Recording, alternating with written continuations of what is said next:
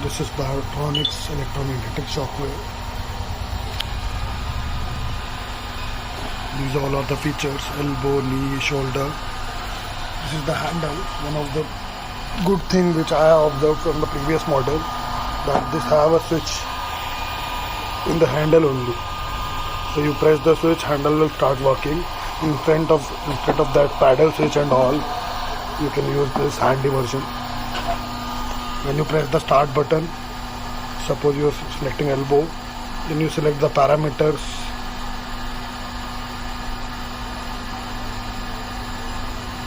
Then start. Until and unless you press the start button, it will not start. In previous version, it was a paddle switch. That is the older version.